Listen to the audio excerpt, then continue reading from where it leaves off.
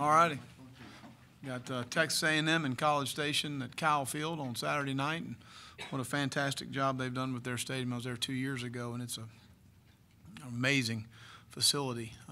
Kevin Sumlin's a good friend of mine. We had the same birthday, and looking forward to playing the Aggies there on Saturday night. Offensively, extremely explosive. Noel Mazzoni does a fantastic job. The two backs they've got are big-time runners, guys that, they're going to create space, and getting one-on-one matchups, you're going to have to be able to tackle in space and get both of these guys on the ground, and they can take the ball anywhere. They run the inside zone extremely well, and that thing can bounce all the way to the backside. They do a fantastic job, both Ford and Williams. Christian Kirk's as good a player as there is in college football as far as a returner and a receiver. They're very deep and athletic on the offensive line. They've got a deep receiving core. They're young, but they're talented.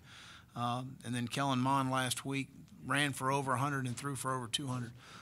And had an outstanding game against Arkansas and scoring 50 points and winning in overtime. But really has continued to come on since he's played in the UCLA game, and then the Nichols game, and the Lafayette game, and going into the Arkansas game, continues to improve. Jake Hubenek is a backup and certainly a dependable guy that they've got. So they've got some depth at the position after the injury. Defensively, John Chavis does a great job. He's been in this league for a long time. They're very active inside with Henderson and Kiki and Dalen Mack, guys that we got to be able to handle those guys inside. Jarrett Johnson is an outstanding rusher on the edge, creates a lot of issues for you. They're leading the league in sacks, and he's certainly a huge part of that. Armani Watts is as good a safety as there is in our leagues, played there for a long time. So really good specialist, and obviously I mentioned Christian Kirk earlier, and it'll be a great atmosphere there in College Station. We're looking forward to getting on the road and playing Texas A&M, and I'll open up for any questions. Well, what's the update on Corey Helms and Sawyer and Montauk? Should have hit that. Injury report, Zach Bailey's out this week. We'll probably not know on Corey till Thursday. I'm try and get something done tomorrow and see how he does on Thursday. Stephen Montauk will practice tomorrow, so we'll see how far along he's come. Anton Walter will practice tomorrow, and Dante Sawyer practiced today.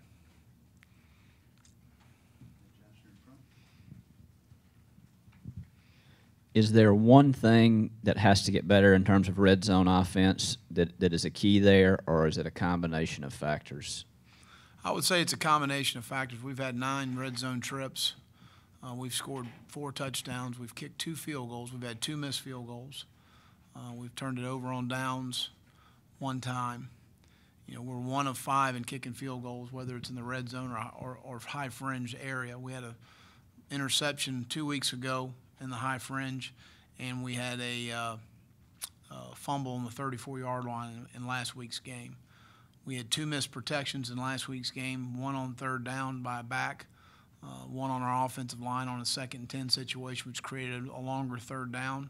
We had a missed route being run. The reason why I'm just in my mind, I'm going through my mind, it's multiple things. Right. It's not one thing you're putting your finger on. Obviously, we need to coach better in the situations, because if our players aren't executing, that's a coaching issue, in my opinion. So we've got to do a better job of putting our guys in spots to be successful, where we don't have a protection issue, where we don't have a route that's not run precisely the right way. So those are things to me that we've got to continue to improve. I think we made some improvement in short yardage and goal line situations, and we'll continue to evolve. Those are things we've had in our package. We just didn't use them in the game 2 weeks ago. But those are things that we've done in camp and have had them up for games.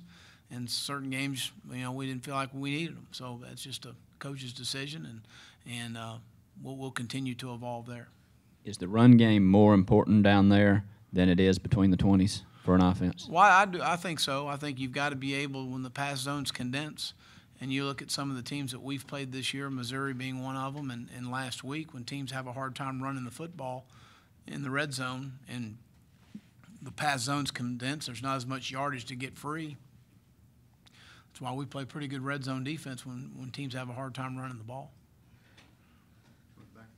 Coach, some of the guys talked about having more confidence and felt more confident this past week, being able to get off the field on 3rd down and holding Lotzak to those field goals in the red zone. But as a coach and just as a defensive staff, I mean, do you guys feel more confident in those guys being able to maybe install more, being able to throw some more things at them when they're able to produce like that? Well, I think there's always a fine line about how much you do, and from a standpoint of if you're doing too much and the guys are thinking instead of reacting, I think that's always something but you can't be predictable. Because if people know where you are, defensive football is a lot like war. If you line up over and over again in the same spot, they're going to blow you up. So you've got to be multiple enough in what you do. But there's a fine line there, and we walk that line every week. Are we doing too much, or do we have enough bullets in the gun to make sure we're doing enough things and to give the offense some different looks? And certainly Noel Mazzoni, this isn't his first big game. I mean, he's been a part of them. So. But I never have lost confidence in our guys as far as those things are concerned. I think that, again, I go back to that as coaching. You just put our guys in better spots to be successful, and that's on me, nobody else.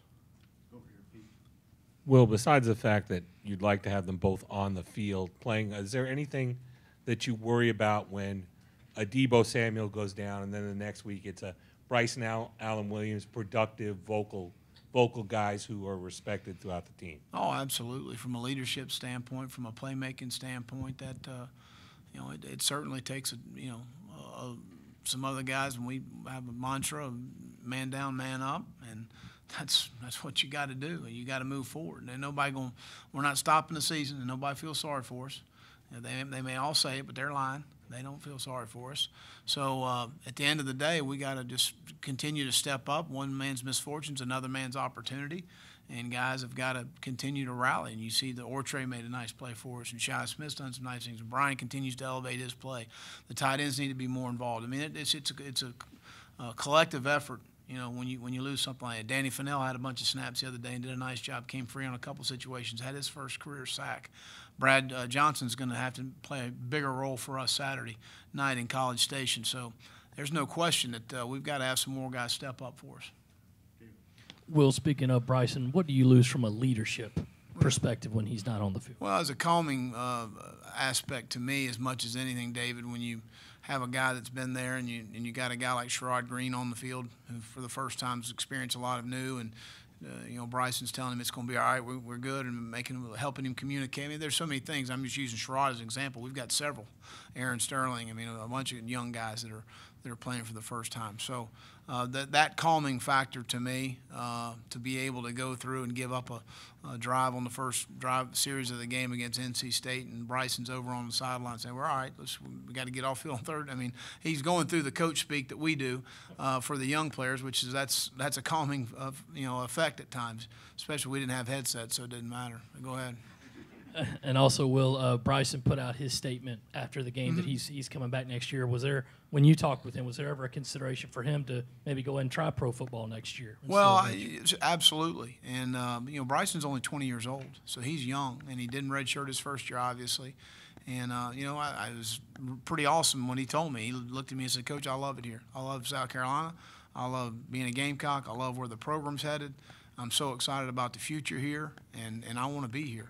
And so that says a lot about the program you have, too, of guys that know they want to be here and want to be a part of what's happening. So, but extremely pleased and happy. I talked to Darnisha that night, and she said the same thing. Will, what is the biggest barrier to this offense being the explosive unit that many thought it would be before this year? Well, I think, first of all, Deebo Samuel's hurt. That hurts. That takes away, obviously, your most explosive playmaker in your first 3 games of the season. But I think from an explosive play standpoint, I think we ended up having 8 explosives the other day. I think our goal is 8. You go into a game, if you have 8 explosives, you're going to be able to put yourself in a position to win the game, to win field position battles, and score points. The issues we've got right now is we've got to score more points, and we've had missed opportunities in the high fringe area of the red zone and in the red zone area. And we've got to convert those into points and touchdowns in those situations, and that's something that we just have not done. Coach, Texas A&M, at least the last couple of years, doesn't seem to be afraid to get into these track meet games. How does your approach change in a game that, you're not out of it if you're down 21 because there are violent swings, it seems, in a lot of their football games? Well, you got to play the game, and obviously you may have a plan of how you want to play the game going into it, and that certainly can change based on the flow of the game.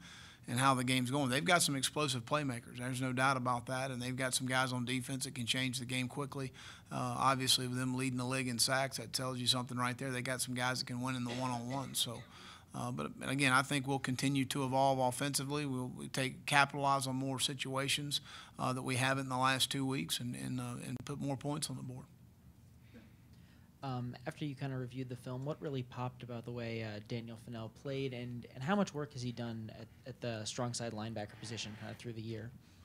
Well, he's been backing Bryson up at Sam for the most part. We were nickel most of the other day, so it was mostly at the buck position for us. But I thought he did a really nice job. He set the edge on a couple runs really well, and came free on several rushes on a little pass rush game that we had come up in the game plan. He came free in the A gap several times, pressuring the quarterback, and got his first career sack. So I think he was very productive. Hey, well, I think 4 interceptions now for Jake. Is that still him learning the system, or is that something else you think? Well, I think the first one against NC State's on a third down situation, which was as good as a punt, a 50-50 ball to, I believe it was Brian or Debo. I can't remember who it was, but, it was a 50-50 ball down the field against Kentucky. Poor decision on the sideline, over on their sideline. We're in the high red. We can't turn the ball over in that situation, and just throwing it up in a situation there. It wasn't in a one-on-one. That was into coverage, so that was probably a poor decision there. The other day we had a read route based on a rolled-up corner, and Hayden sat down where you're supposed to, and Jake led him outside, which you can't do. And that was a poor decision there. And then the late one against Kentucky, it's in a drop 8 situation. He's trying to fit it in on the sideline. We needed to get chunks of yardage. We're down 10. He's trying to fit the ball in. So so you really look at 2 poor decisions out of the 4, in my opinion, that he would have liked to have had back. In the normal flow of the game, given some of the depth issues on defense and the youth on offense, is the offensive tempo to yours and Kurt Roper's liking? Would y'all like to go faster, if at all possible, or is that an issue right now? Well, that's a discussion. We felt, obviously, 2 weeks ago we needed to speed it up, and we did in the second half, and moved much better. There at times Saturday in the second half we picked up the tempo a little bit and certainly functioned a little better. But certainly that is a discussion. It's an everyday discussion for us with some of the depth issues we've got defensively, how fast we can really go with the football. And that's but at the end of the day we need to be more productive on offense. So that's going to win out for me in what we need to do to try and win the game, and that's be more productive offensively. Whether it's Jake or any quarterback, how much or how important is it for on-the-job training as opposed to sitting in a meeting room or getting reps at practice or watching somebody ahead of you? You don't play, you don't know. You don't have any idea till the guy actually goes and plays. I thought Jake would play well last year. I didn't know until he went out and actually executed and played. And then to see his, the way he prepares himself in practice and in the meeting room and those sort of things. But and really, I wouldn't even say it's a quarterback. I'd say it's all positions, how the guys play when the lights turn on and when it really counts. Coach, is this Texas A&M offense the best offense that your defense will have seen this year? There's no question. You look at their numbers; they've been extremely explosive. They've got a lot of explosive playmakers. They do a good job of getting their players that can make plays in space and make you tackle in space. So I don't think there's any question that this is the most explosive offense we've faced all year. Coach, how would you assess your secondary's play through the first 4 games of the year, and how important is Rashad Fenton and kind of keeping those guys together on the same Well, page? Rashad's playing extremely well at corner, and he's played really good football. He's done a much better job of playing the ball down the field as opposed to a year ago. But I've been really pleased with how he's played so far this year. Again, I think that we've improved from game 1 to now. I think that we've all seen now that NC State's got a pretty good quarterback, and they've got some talented receivers outside, so that wasn't just us. They did a nice job. I thought against Missouri, we stayed on top. We didn't give them any explosives except the one against Jamarcus on their sideline as far as that, and then the one bust down the middle on the tight end. But we stayed on top of them for the most part in those situations of doing the things we've got to do to win the game. And then did a decent job in our third week. And then last week, again, the one explosive, which is a miscommunication. That's really on us as a coaching staff. That was not on the players. The miscommunication, we got the call in late, and we didn't get it communicated properly, but that was not the players' fault. So, again, I think we need to get our hand on some more balls. Jamarcus was a huge interception the other day. We haven't gotten our hands on as many balls as I would have liked to this point, but I think for the most part we've done a nice job of keeping guys cut off down the field. How do you schedule out game day for the night games, and is that sort of a weird thing, kind of waiting all day to finally get to the game? Well, I mean, it is what it is. Both teams have to do the same thing, but we get them up in the morning. We eat breakfast. We have a walkthrough, special teams walkthrough. We have offense and defensive walkthroughs. We'll have a film session separately, offense and defense, to kind of go through some things, and then we give the guys a little time just to decompress a little bit. We eat pregame meal 4 hours prior to kickoff, and then we have some more meetings right before we go to the stadium to kind of go over some last-minute reminders and such. But it's the same routine whether we're playing at noon or playing at 7:30 or 6:30 Central Time. Regardless of that, that's kind of what we do. Will, a lot of news this weekend about the national anthem in the NFL. Obviously, you guys aren't on the field for the anthem, but have you talked with the team about their feelings on the matter? Well, I addressed the team this morning, obviously after this weekend, and one of the great rights as an American citizen is freedom of speech. It's one of the things that makes this country what it is, and standing up for what you believe in, to me, is freedom of speech. And that's a right that every American citizen has, and it's what makes this country great. And I talked to our team about the people that stood up for what they believed a long time ago about this country, and that's why we are where we are today. And my point would be, listen, we can agree to disagree. At the end of the day, that's one of my favorite sayings. We don't have to agree. It doesn't make someone right. It doesn't make somebody else wrong. But certainly standing up for what you believe in is extremely important to me, and I express that to our players today. Hey, Coach, for some of us who obviously aren't in the locker room and aren't around this team every single day, do you sense that maybe you have to remind the players that you are 3-1, that you've won 3 out of the first 4 games, even though last week's win only came by a point? We don't really talk about the past. We just talk about each week's a season to us, and our season right now is Texas A&M. We approach each game as this is the season right here, and this is all we need to worry about, and this is all we need to focus on. And we really worry a lot about taking care of South Carolina and our preparation, what we do and how we do it and how we go about it, and we try to emphasize those things as much as anything. We don't really talk about the past much. Is there anything to your particular success that you've had? I know it's only a small sample size, but the particular success you've had away from home, and how much does having the long trip already to Missouri help you prepare for the long trip to A&M? Well, very similar for the players as far as the routine is concerned. That certainly I think is always good when you do have something to base off of and having success.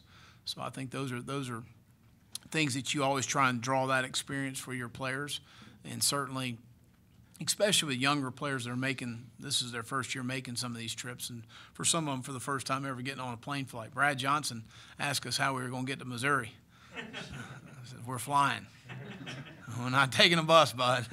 So I remember my days at West Georgia and Valdosta State. We took some buses, but no, that was a true question. And he did. I said, you ever seen the map? Will, you mentioned the consistency and finding consistency on offense. How difficult may that be to find when you have these moving parts on the offensive line? Oh, I don't think that, from that standpoint, I mean, we expect those guys to play at a high level. I thought Sedarius did an outstanding job when he came in, and Malik has played right tackle before, and he flipped over and did a nice job, and we need Blake Camper to be ready and DJ Park to be ready, and Chandler Farrell. I mean, those guys got to be ready to go play in the game, and we expect them to play at a high level when they get in there. So, man down, man up, regardless of the situation or the circumstances, we've got to play well. Going back to Rashad, do you guys keep track of number of targets and completion percentage against your guys, or is that something y'all look at quality control at the end of the season? I think as much as anything, we do look at point of attack where people are throwing the football, but having been in this league for a long time and faced most of these coordinators as many times as we faced them, we have a pretty good idea of probably who they may go after and what matchups they like and what matchups we like. So we don't – who has targeted him before, as far as the games are concerned, is not as important as maybe as what's going to happen down the road as far as what goes in, because each game's different based on that. And some teams that do play with tempo, which Texas A&M does, it's hard to get in some matchups that you want because of the fast pace of the game and the alignment, and they do switch the alignment of the receivers. They move their guys around a good bit. Last week, Louisiana Tech moved them all over. They didn't line up in the same place twice, it didn't seem like. So those are all things to me that are hard in a matchup situation when you play a team that's going to play with tempo, and do they move the receivers around enough? And some teams don't. Some teams leave them in the same spots for some obvious reasons of running the same routes the same way all the time, and the depth and the timing of it for the quarterback. So, again, those are things to me. But we do chart as far as a point of attack of when they're playing the ball and how he's playing the ball, and Rashad's played the ball well this year. Coach, one of your guys basically said that Sidarius was probably smart enough to play any position on the offensive line. Did that factor into moving him to guard, and did you kind of see some of that with how he played on Saturday? Well, part of being a good football player is being an intelligent football player, and Sidarius is. And to have position flexibility, that creates value for you as a football player when you have some versatility to your game, to be able to have value, to be able to play tackle, to be able to play guard. And certainly we feel comfortable in those four positions of him being able to do that, and a lot of it goes back to being a smart football player. Well, has there been any schedule for Bryson surgery yet?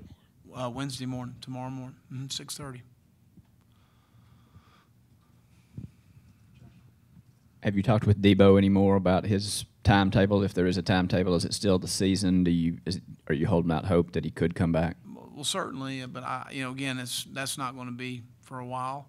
And I talked to him yesterday in the training room a little bit, but we didn't discuss timetable or anything like that. He's doing well, and they're doing all the bone stimulation stuff and all the different stuff that they do on that. I haven't really had any other conversation with Clint Haggard or any of our training staff about it at this point. But certainly would welcome it if it happens. But for me, he's got to be completely healthy in that sort of situation to happen, and that's something we'll worry about in a month or so.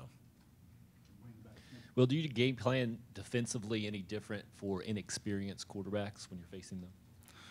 Well, I think that depending on what their skill set is, are they a pocket passer? Are they a dual threat?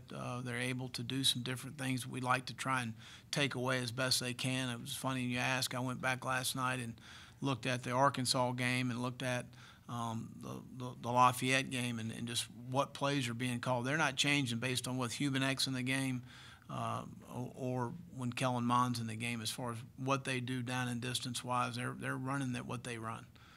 They're calling what they call from a drop-back standpoint, from a run game standpoint. It's all the same. So I don't know that it changes a lot about those situations. Obviously, we do chart, what is their completion percentage versus 8-drop, 4-man rush with zone, 4-man rush with man, 5-man pressure, and then, +1 pressure. So those are all things that we do go back and look at hard. It was when they're playing the position as far as the throwing game is concerned.